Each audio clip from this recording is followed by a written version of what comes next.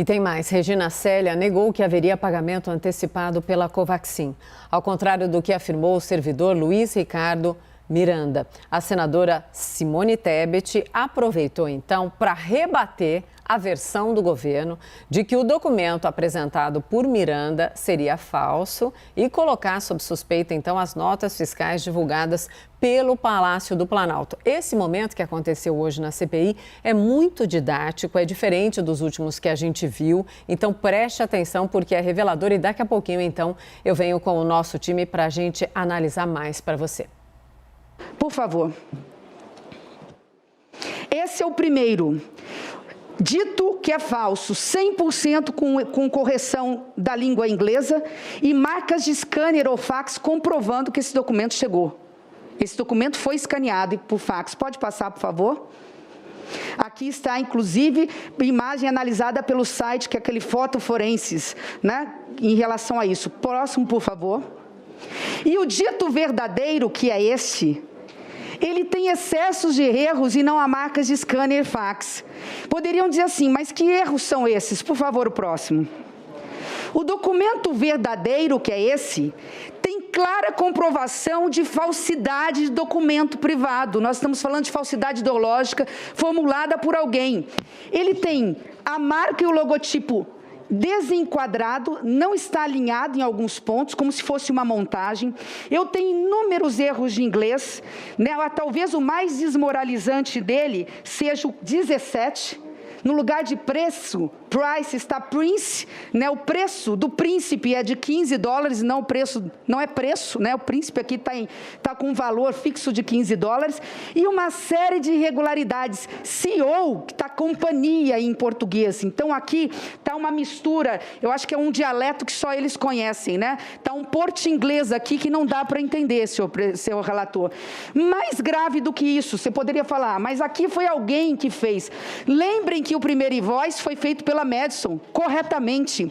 Esse documento foi elaborado pela Madison, com tantos erros de inglês, são tantos os erros apontados, off, que não é comum, tem normalmente apóstrofo, o nome do aeroporto corrigido errado, português com Brasil com Z e aeroporto em português, mas vamos ao mais grave.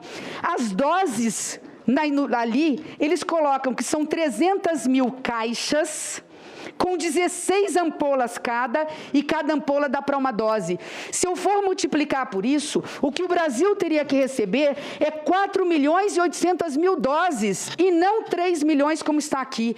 Esse documento, senhora Regina, embora não seja a senhora, não poderia ter passado pelo Ministério da Saúde, porque é um documento que diz que ora o Brasil vai receber 4.800.000 doses da vacina, e ora vai receber 3 milhões de doses. E mais grave nesse documento, para ganhar um pouquinho mais de propina, eles passam de 45 milhões de dólares e separam o frete e o seguro, e o que era contratado de 45 milhões salta para quase 46 milhões. Tem quase 1 milhão de dólares, 5 milhões de reais que alguém ia levar em algum paraíso fiscal para fazer alguma rachadinha.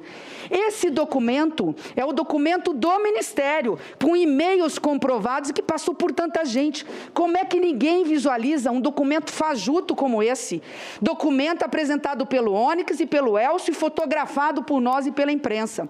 Mais grave do que isso, além de todas essas, eu não tenho tempo, é muito pouco tempo, eu passaria aqui, ó, qual o peso da carga, que também não veio, já que falaram tanto, que foi um e-mail solicitado. Vamos passar para o terceiro. Vamos supor que eles tenham percebido isso e o terceiro veio para corrigir. Passem, por favor.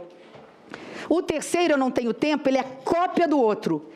Cópia, eu posso ampliar no momento oportuno e mostrar, só com duas diferenças.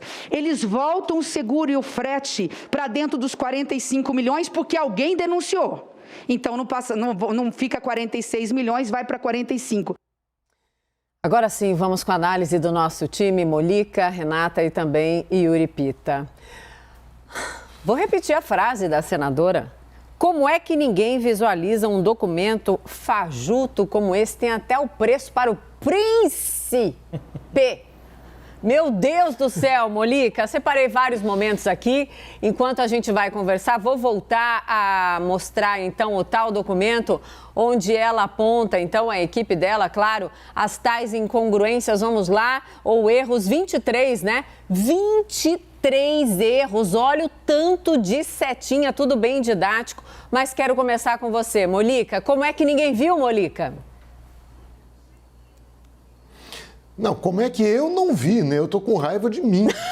Eu tô com medo. Eu não ia fazer essa pergunta, aliás, nenhum de nós, mas sim, eu acho que, não querendo amenizar sua barra, mas o volume de informações que a gente tem que apurar para todos nós é tão grande, de uma hora para outra. E é verdade que a gente não tem mais aquele velho hábito, né, do jornalismo, que é ficar esmiuçando mesmo cada coisa, cada papel. Não deu tempo, mas a equipe da Simone Tebet teve tempo de fazer isso e é absolutamente didático, como eu disse agora há pouco. Molica.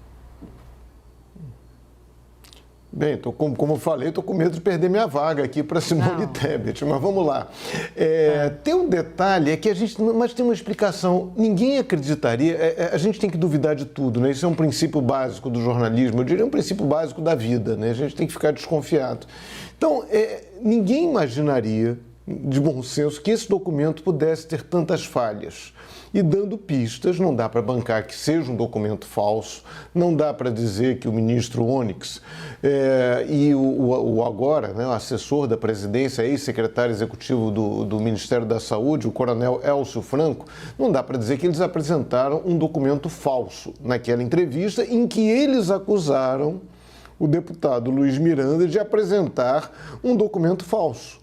Exatamente a primeira versão, que seria a primeira versão daquela nota. Mas as evidências apresentadas pela senadora são muito graves. Eu falei há pouco com ela, troquei mensagem com ela, e ela insistindo, não são apenas os erros de grafia, confusão entre inglês e português, é uma questão de grana. Isso envolve uma quantidade de doses maior e envolve aí $1 milhão a mais no pagamento de frete seguro, que isso não deveria ser pago pelo governo brasileiro. Isso aí dá 5 milhões a mais. Então é uma questão muito séria, o governo tem que responder a isso, até porque o próprio governo acusou aquela primeira documento de ser falso. Mona. Sim, quando você lembra aí da versão, e a gente tem pontuado isso, né?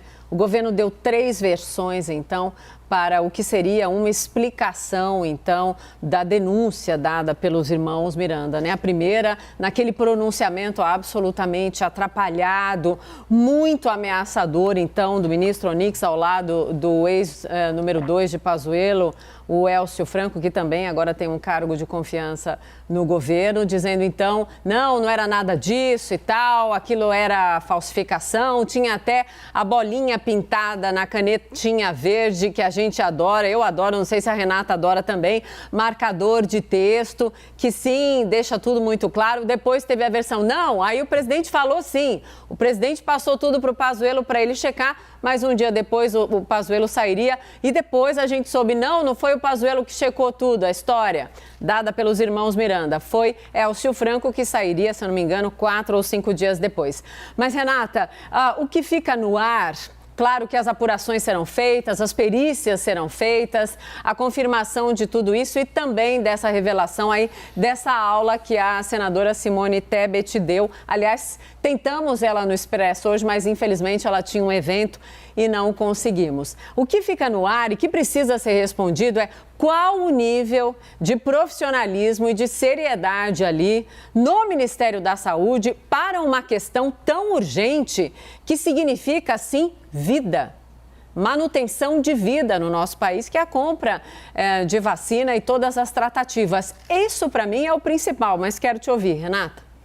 Mona, muito bom você ter rememorado esse desenrolar das versões do governo, porque é claro que o depoimento de hoje da servidora, que está ali na parte técnica, nos faz olhar mais detidamente para como foi esse vai e vem de documentos, de invoices, todo esse trâmite burocrático dentro do Ministério. Mas a gente não pode perder de vista que esse caso, que isso virou um foco da CPI, porque essa história, ela acontece em 2 níveis. Uma questão é Quem pressionou, se houve de fato pressão, como relata Luiz Ricardo Miranda, o servidor. Uma pressão que ele narrou, que ele não entendia muito bem por quê, para que fosse fechado um negócio com uma série de irregularidades. É nesse âmbito que entra, então, as ações da fiscal do contrato. Por que ela não fiscalizou o que ela deveria ter fiscalizado? É a pergunta mestra, digamos. Um outro âmbito é: o deputado Luiz Miranda, irmão desse servidor, foi ao presidente Jair Bolsonaro. Falou, tem um monte de coisa esquisita lá. Segundo ele ouviu do presidente que tomaria providências. O presidente Jair Bolsonaro tomou providências? Quais providências? A versão que foi dada depois, né, de ali um acerto de rota do governo, foi que o presidente decidiu, então, escalar o seu ministro da Saúde, que, então, escalou o seu secretário executivo e que não achou nada, num espaço curtíssimo de tempo. É essa ação também, no nível presidencial, das providências que foram tomadas e por que elas não foram tomadas a contento para apurar, de fato, o que estava acontecendo, é que é alvo daquela ação dos senadores ao Supremo Tribunal Federal e que os senadores apontam que houve ali prevaricação do presidente. Então, são apurações concomitantes que envolvem o mesmo caso, mas a gente não pode perder de vista o que está em jogo nessa história. Exato. Aliás, essa observação aí sobre o foco na prevaricação, então, que não seria apenas algo relacionado ao presidente, mas com todas essas revelações, chegaria também ao ex-ministro Pazuello, ao ex-número 2 dele, Elcio Franco, e a um grupo maior ali, então, de pessoas. Agora, Yuri Pita, até agora, quando a gente olha ali as manifestações do presidente Bolsonaro, que é muito visceral, sim, a gente sabe que até agora não veio nem uma desqualificação do que os irmãos Miranda disseram, também não foi ouvida nenhuma defesa a Ricardo Barros. As manifestações têm vindo ali, claro, dos senadores governistas, também de alguns ministros, mas quando a gente olha para as reações do presidente, a não reação também chama a atenção quando a gente fala sobre os personagens aí dessas histórias que a gente está contando sobre as vacinas. E foi um dos pontos que justamente o presidente da CPI, Omar Aziz, chamou a atenção na sessão de hoje, justamente depois que veio à tona todo esse trâmite de papéis e o como era feita, entre aspas, ali, ou como a fiscalização desse contrato por parte da servidora. Ele chegou a falar publicamente que é necessário que o presidente se pronuncie sobre as atitudes que ele tomou em relação ao que ouviu dos irmãos Miranda naquele sábado 20 de março.